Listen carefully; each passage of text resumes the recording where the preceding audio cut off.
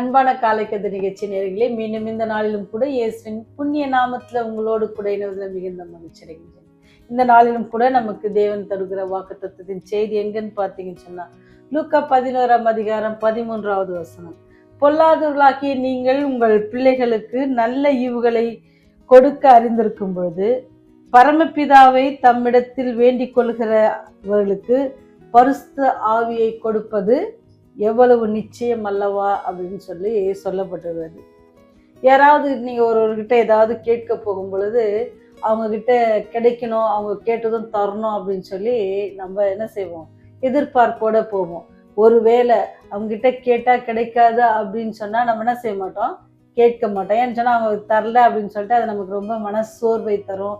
அது நமக்கு சில நேரத்துல என்ன செய்யும், ரொம்ப வேதனையை கூட அது நமக்கு தரும். அதனால நம்ம என்ன செய்வோம்னு சொன்னா சில நேரத்துல கோபம் வரும், இப்படி கேட்டும் தரலையே, வச்சிருக்கிறாங்களே அப்படின்னு சொல்லி. ஆனா நீங்க ஆண்டவர்கிட்ட ஒன்னு கேட்டா அவர் என்ன செய்வாராம், உடனே தருவாரு. அது தரமாட்டேன்னு சொல்லவே மாட்டார். அதனாலதான் இங்க சொல்றாரு, பொல்லாதவர்களாக்கி நீங்களே உங்க பிள்ளைகளுக்கு என்னது நல்ல ஈவுகளை கொடுக்கிற பொழுது பரமபிதா நீங்க கேட்கிற பரிசுத்த ஆவியை உங்களுக்கு தரமாட்டாரா. இப்போ நீங்களும் நானும் நம்முடைய வாழ்க்கையில ஒருத்தரை கேட்டு பெற்றுக்கொள்ளணும் அப்படின்னு சொன்னா ஆண்டவரத்துல, அது யாருன்னு சொன்னா பரிசுத்த ஆவியானவர். ஆண்டவர் பரமேறி செல்லும்போது சொல்றாருல, நான் போய் உங்களுக்காக ஒரு தேற்றவாளனை அனுப்புவேன் அப்படின்னு சொன்னார்ல. அந்த தேற்றவாளன், அந்த பரிசுத்த ஆவியானவர் என்ன செய்வாருன்னு சொன்னா, அவர் என்னது எல்லா காரியத்தையும் நமக்காக அவர் செய்வார். பெருமூச்சியோடு அவர் என்ன செய்வாராம், நம்முடைய தேவைகளுக்காக அவர் வேண்டுதல் செய்வார் அப்படின்ட்டு சொல்லப்படுகிறது. அந்த பரிசுத்த ஆவியானவரை நீங்களும் நானும் பெற்றுக்கொள்ளணும் அப்படின்னு சொன்னா நம்ம என்ன செய்யணுமா, நம்மை அடுத்த ஒப்பு கொடுத்து நம்ம கேட்கணும். நீங்க எனக்கு தாங்க ஆண்டவரே, நாங்கள் ஆவியில என்ன செய்யுங்க, எங்களை நிரப்புங்க, பரிசுத்த ஆவியானவரை எங்களுக்கு நீங்க தாங்க அப்படின்னு கேட்கலாம். ஒரு முக்கியமான ஒரு ஊழிய பணியை துவங்கிறதுக்கு முன்னாடி என்னது அப்படின்னு பார்த்தீங்கன்னா, ஆவியானவர் நம்மோடு கூட இடைப்படுவதற்கு என்ன செய்யணுமா, அவர் முன் வருவார். அவர் ரொம்ப ஆயத்தமாக இருக்கிறார். அவரை நம்ம என்ன செய்யணுமா, கேட்டு பெற்றுக்கொள்ளும். அவர் நம்மோடு கூட இருப்பதற்கு நம்ம என்ன செய்யணுமா, நம்மை இடத்துல என்ன செய்யணும், அர்ப்பணிக்கணும். ஆவியானவர் சொல்லுகிற அந்த மெல்லிய சத்தத்துக்கு நம்ம செவி கொடுக்கிற பிள்ளைகளா இருக்கணும். நீங்க பார்த்தீங்கன்னு சொன்னா இஸ்ரேல் மூப்பர்கள் பேசும்போது அவங்க என்ன செய்றாங்க, ஆவியில நிரம்பி பேசினாங்க. பேதுரு ஆவியிலே நிரம்பி பேசினாங்க. அதனால என்னது, அநேகர் என்ன செஞ்சாங்க, மனம் மாற்றம் அடைந்ததாக நம்ம பார்க்கிறோம். அது மாத்திரம் இல்லாதபடிக்கு நீங்க பார்த்தீங்கன்னா அவனுடைய அவருடைய சீஷர்கள் எல்லாரும் என்ன செஞ்சாங்க, ஆவியினால் நிரப்பப்பட்டதுனால அவங்க என்ன செஞ்சாங்க, தைரியமாக இந்த உலகத்துல தேவனுடைய அன்பை குறித்து அவங்க சொல்வதற்கு தைரியம் அவங்க கிட்ட என்ன வந்துச்சு, தைரியம் வந்துச்சு.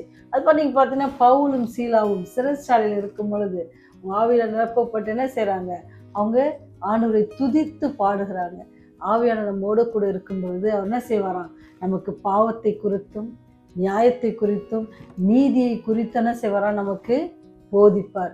பாவத்தை குறித்து போதிப்பாருன்னு சொன்னா நம்ம தவறுதல் செய்வதில் நம்ம என்ன செய்வோம், அதிலிருந்து தப்பித்துக் கொள்வதற்கு அவர் நம்மை வழிநடத்துவார். நம்ம நியாயமா நடந்து கொள்வதற்கு, நீதியாய் நடந்து கொள்வதற்கு நம்மை வழிநடத்துவார். அப்பேற்பட்ட அந்த பரிசுத்த ஆவியினர் நம்ம என்ன செய்யணுமா, அவரை தமிழ் வேண்டிக் கொள்கிறவர்களுக்கு அவர் தருகிறார். இப்போ நீங்களும் நானும் ஒரு வேளை சாத்தானுடைய பிடியில் இருக்கிறோம், இது பிரச்சனைகள் இருக்கிறது, இதெல்லாம் நான் வரணும் அப்படின்னு சொன்னால் நமக்கு யாருடைய ஒத்தாசை தேவைப்படுது, பரிசுத்த ஆவியானுடைய ஒத்தாசை தேவைப்படுகிறது. அவர் நம்மை நல்வழி நடத்துவதற்கு, அவர் நம்மை தேற்றுவதற்கு, அவர் நமக்காக பெருமூச்சியோடு நம்முடைய வேண்டுதல்களை நிறைவேற்றுவதற்கு அவர் ஆயத்தமாக இருக்கிறார். அப்பேற்பட்ட அந்த ஆவியானவரை பெற்றுக்கொள்ள நீங்களும் நானும் ஆண்டவரத்தில் என்ன செய்யணும், அது கேட்டா கண்டிப்பா கிடைக்கும், அதுக்கு நோவே கிடையாது. ஏன்னு சொன்னா யாரெல்லாம் விசுவாசத்தோடு கேட்கிறோமோ நம்ம அதை பெற்றுக்கொள்ளும். பரிசுத்தாவியை நம்ம பெற்றுக்கொள்ளணும். அதிக நிச்சயம் அல்லவோ அப்படின்னு சொல்றாரு. அதிக நிச்சயமா அது கண்டிப்பா. இப்போ நம்ம நீங்களும் நானும் எதுலையாவது நமக்கு பலவீனமா இருக்கிறோம், பலனற்று இருக்கிறோம், சாத்தானை எதிர்கொள்ள முடியல, மேற்கொள்ள முடியல, சோதனையிலிருந்து வெளியே வர முடியல அப்படின்னு சொன்னா நீங்களும் நானும் கேட்டு பெற்றுக்கொள்ள வேண்டிய ஒரு காரியம் பரிசுத்தாவினர். கிறிஸ்துவ வாழ்க்கையில் வாழ்வதில் உங்களுக்கு ஏதாவது பிரச்சனை இருக்கிறதா அப்படின்னு பார்த்தீங்கன்னா, நம்மகிட்ட என்ன பிரச்சனை இருக்குது, எல்லா பிரச்சனை வந்தாலும் நம்மகிட்ட ஆவியானவர் இருப்பார் அப்படின்னு சொன்னா நம்ம என்ன செய்யணுமா, உடனே ஒரு வேளை இவ்வளவு நாள் நம்ம ஆவியானுடைய வழிநடத்தல உணராத இருப்பேன்னு சொன்னா இன்னைக்கு இந்த நாளை பயன்படுத்தி ஆண்டவர்கிட்ட நம்ம கேட்டு, ஆவியானவர் எங்களுக்கு நீங்க தாங்க, ரெட்டிப்பாக அது உணரத்தக்கதான ஞானத்தை எங்களுக்கு நீங்கள் தாங்க அப்படின்னு சொல்லி நீங்கள் நானும் கேட்டு பெற்றுக்கொள்ள வேண்டும். அவர் உங்களிடத்தில் இருப்பாங்கன்னு சொன்னா, ஆவியானவர் நம்மோடத்தில் இருப்பாங்கன்னு சொன்னா நமக்கு என்னதான் இருக்குமா? மகிழ்ச்சி இருக்கும். துன்பத்தின் மத்தியிலும், வியாதியின் மத்தியிலும், கவலைகளின் மத்தியிலும், வேதனைகளின் மத்தியிலும் ஆண்டவர் ஒரு எப்படின்னா ஆவியானவர் நம்மத்துல இருக்கிறது சமாதானத்தை தருவாங்க, சந்தோஷத்தை தருவாங்க. அப்படி ஒரு நம்மை அறியாத ஒரு மகிழ்ச்சியை நாம் பெற்றுக்கணும், நம்மை அறியாத ஒரு சமாதானத்தை பெற்றுக்கணும். இந்த உலகத்துல எல்லாம் இருக்கு, எல்லாமே இருந்தாலும் கூட அதெல்லாம் நமக்கு என்னதான் பெரிய காரியமா தெரியாது. ஆவியானவர் நம்மோட கூட இருக்கும்போது நமக்கு ஒண்ணுமே இல்லைன்னா கூட என்னவா இருக்குமா? அதுல ஒரு மகிழ்ச்சி, அதுல ஒரு சந்தோஷத்தை அவர் தர வல்லவராக இருக்கிறார். அவர் நம்முடைய காரியங்களை எல்லாவற்றையும் நிறைவேற்றுவதற்காக அவர் ஆவலா இருக்கிறார். நமக்கு என்னெல்லாம் தேவை இருக்கிறதோ நம்ம அவரை கொண்டு ஆவியானவர் நம்ம கிட்ட நம்ம சொல்லுவோம் அப்படின்னு சொன்னா அவர் நமக்காக என்ன செய்வாரு?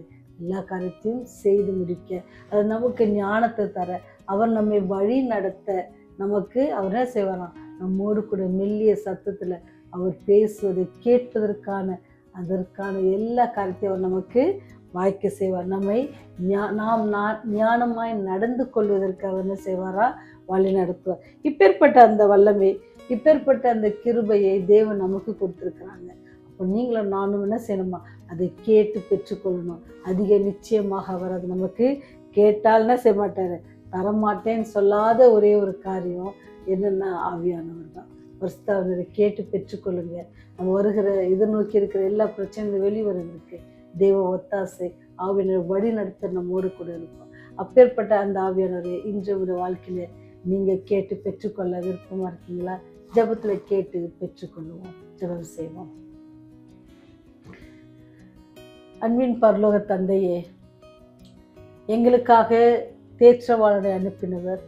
நாங்கள் பாவத்தை குறித்தும், நீதியை குறித்தும், நியாயத்தை குறித்தும் அறிந்து கொள்ளத்தக்கதாக இந்த உலகத்திலே ஆண்டவரே நாங்கள் வாழ்வதற்கு ஏற்ற பாதையில் செல்வதற்கு எங்களை வழிநடத்துவதற்காக நீங்கள் ஆவியானவரை கொடுத்திருக்கீங்க ஆண்டவரே. ஒருவேளை ஆவியானவர் எங்களோடு கூட இருக்கும் பொழுது கூட அவருடைய மெல்லிய சத்தத்தை நாங்கள் கேட்காதபடி அநேக வேளைகள் நாங்கள் பின்வாங்கி போயிருப்போம் சொன்னா ஒரு விசை கூட எங்களை மன்னித்து தகப்பனே, தொடர்ந்து எங்களை ஆவியானவரை கொண்டு வழி நடத்துங்க சுவாமி. இந்த செய்தி கேட்கிற ஒவ்வொரு பிள்ளைகளுக்காக ஜெபிக்கிறோம் ஆண்டவரே. நாங்கள் அந்த ஈவுகளை பெற்றுக்கொள்ள நீங்கள் கிருபை செய்யுங்க. ஆவியின் வரங்களை பெற்றுக்கொள்ள கிருபை செய்யுங்க. கடைசி நாட்கள் உமக்காக எழுந்து பிரகாசிக்கிற பிள்ளைகளாக இருக்க கிருபை செய்யுங்க. பாவிகளாக எங்கள் மேல் கிருபையாக இருங்க தகப்பனே. எங்களை மன்னித்து ஆண்டவரே, ராஜ்யம் வருவதற்கும் நீர் எங்களோடு கூட இருந்து எங்களை வழி நடத்தி எங்களை பாதுகாத்து பராமரிக்க வேண்டுமா இயேசுவின் புண்ணிய நாமத்தில் தாழ்மையோடு ஜெபங்களை ஏறெடுக்கிறோம். ஜீவனுள்ள பரலோக தந்தையே, ஆமென், ஆமென்.